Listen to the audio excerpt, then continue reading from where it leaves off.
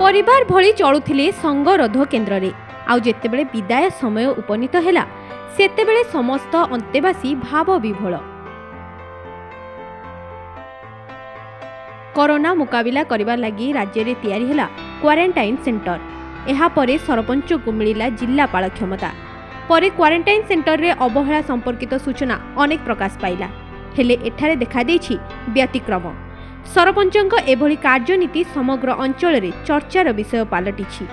ए हेउछंती केन्दुझर जिला साळबणी पंचायतर सरपंच। पंचायत रे थिबा क्वारंटाइन सेंटर रे दीर्घ 14 दिन धरी प्रवासी ओडिया को निज संतान भली देखि आसुथिले सरपंच मंजुलता मिश्र।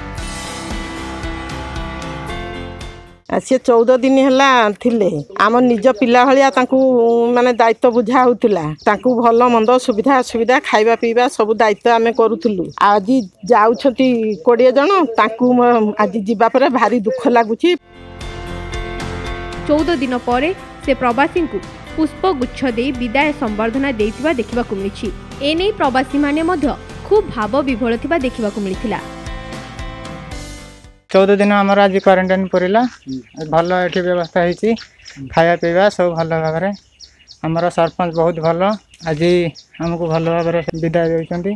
बहुत दिन पर आज घर को फेरलु बहुत खुशी लगुच आनंद लगुच। बहु प्रवासी से बाहर आसिक रही आम ये सरपंच निर्देशक में बिजु जो भाईनी आउ अंगनवाड़ी कर्मी और स्वेच्छासेवी ये समस्त आसिक आम ये सेवा करूँ। 14 दिन एम 14 दिन रही आगुरी बहुत जन जाइए आज 20-21 जन ये विदाय नौ बहुत दुख लगे निज भाई भाई आम सेवा करूँ।